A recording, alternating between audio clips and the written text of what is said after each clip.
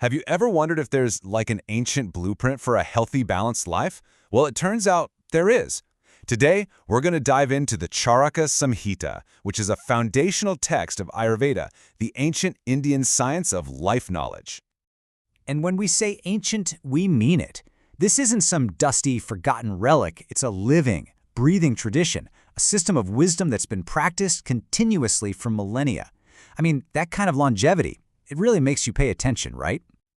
So how does this ancient text actually see health and happiness and life itself? Let's get into it and explore some of its most powerful, and you'll see surprisingly modern, core ideas. Okay, first things first. What's the whole point? What is this system even trying to do? What's the fundamental goal of this ancient knowledge of life? It's just so simple, but so profound. And you've got to notice the order here. The first priority is prevention, keeping healthy people healthy. Then comes treatment.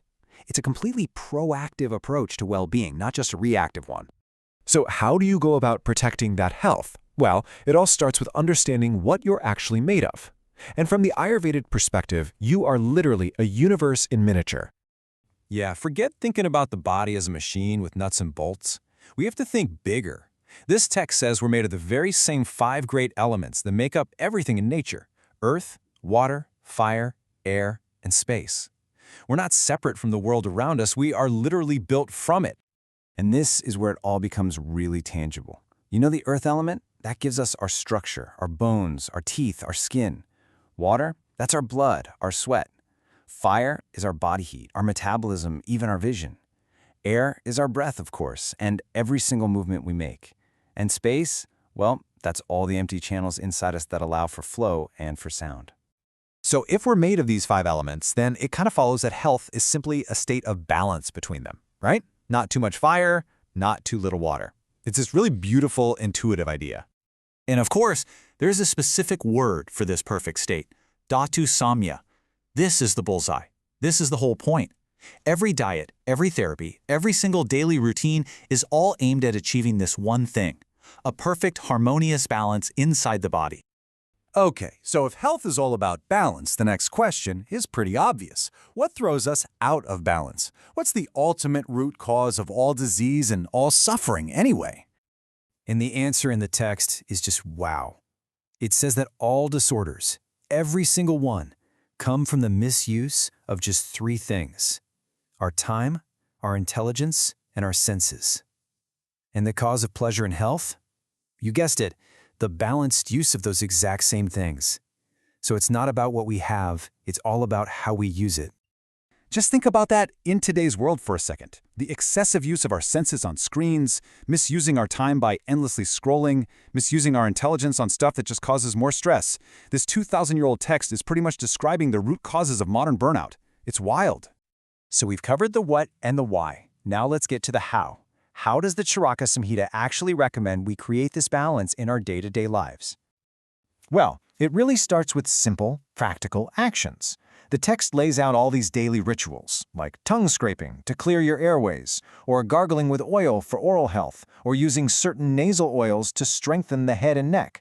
These are just small, tangible steps you can take to maintain that equilibrium every single day.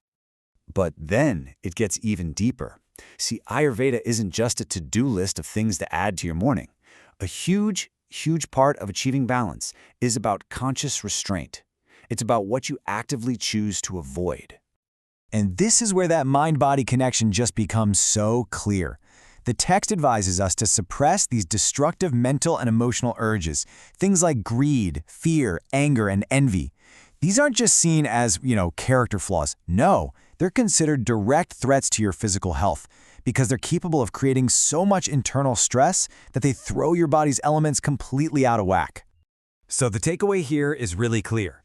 You cannot have a balanced body without a disciplined mind. The two are completely 100% intertwined.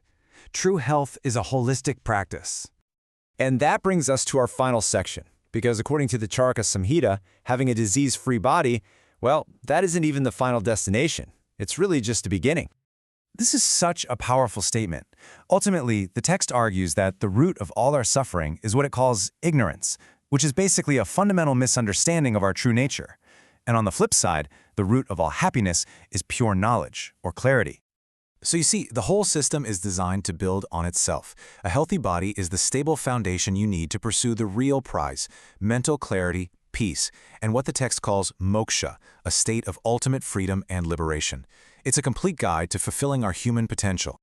So after 2,000 years, this incredible text leaves us with a very personal and a very potent question. If pleasure and health really do come from balanced use, what's the one area in your modern life, your time, your mind, or your senses that could use a little more balance today?